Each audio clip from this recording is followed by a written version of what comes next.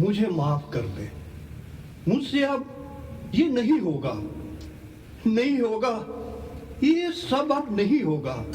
साहब, मेरे ये हाथ अब नन्ही मासूम देहों की अस्थियां बीनते बीनते इस कदर रक्त रंजित हो गए हैं कि इन घावों की पीड़ा अब असहनीय हो गई है। बहुत पीड़ा होती है। चिता के अंगारों से खेलना मेरा धर्म था, कर्तव्य था, लेकिन मुझे राख के ढेर का खौफ अब मुझे धुएं में घुटन भरी जहरीली हवाओं जैसा प्रतीत होने लगा है। साहब, 7 दशकों से मैंने अपने इन हाथों से हजारों शवों का अंतिम संस्कार किया है। मैंने अनेकों लावारिस लाशों को अपने कंधों पर उठाकर चिता तक पहुंचाया है। टपकते खून से लथपथ भयानक विभत्स मानव देहों ने मुझे कभी भी भयभीत नहीं किया। लेकिन अब मैं दूर से आती अर्थी को देखकर विचलित हो जाता हूं। साहब, इन अर्थियों में मानव मृत देहों को नहीं लाया जाता। अब कफन में रंगीन चादरों से ढककर नन्हे अधखिले फूल जलाने को शमशान घाट लाए जाते हैं।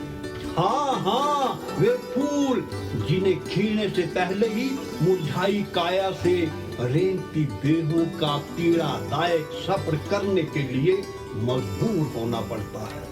वे फूल जो आंखों पर पट्टी बांधकर सन्नाटों में गूंजती चीखों की लय में अपने भविष्य को आनंदमय बनाने की गलतफहमी में अपना सर्वत्र खो देते हैं और असमय काल का ग्रास बन जाते हैं। यहाँ संसार में और वहाँ कब्रिस्तान में हर दिन भीड़ को मातम मनाने के लिए बाध्य करते हैं।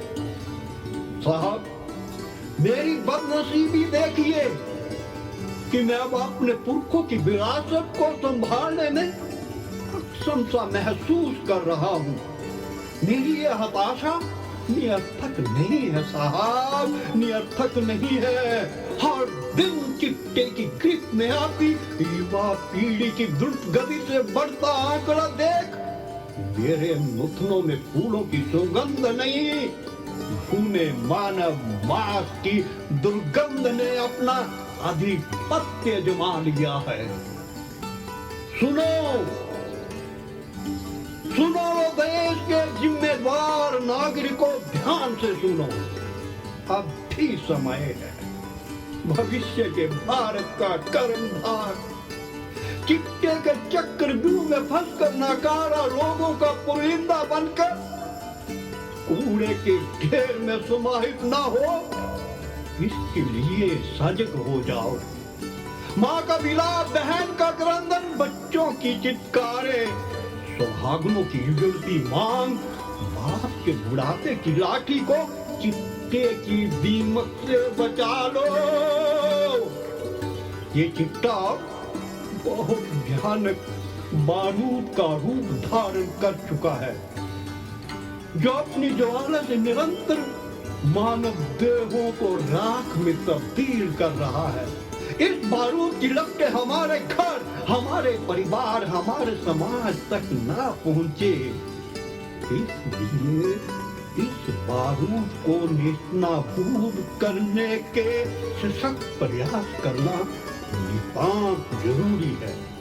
चिट्टे के नापाक बारूद से चिताओं की भीषण आग में परिवर्तित होते युवाओं के तंदुरुस्त शरीर जीवित कंकालों और रेंगते शवों में न बदले, इसके लिए साझा कोशिशों को अमली जामा पहनाया जाना अति आवश्यक है, बहुत ही आवश्यक है, ताकि जिन फूलों ने अपनी खुशबू से समूचे विश्व को महकाना है, वो चिट्टे की लत में दुर्गंधित शवों में ना तब्दील हो। जिन ओस की बूंदों ने उजली भारत की हरी घास पर मोतियों सा चमकना है, वो जेल की सलाखों के पीछे चिट्टे की कालिक से मुंह छिपाती नजर न आए।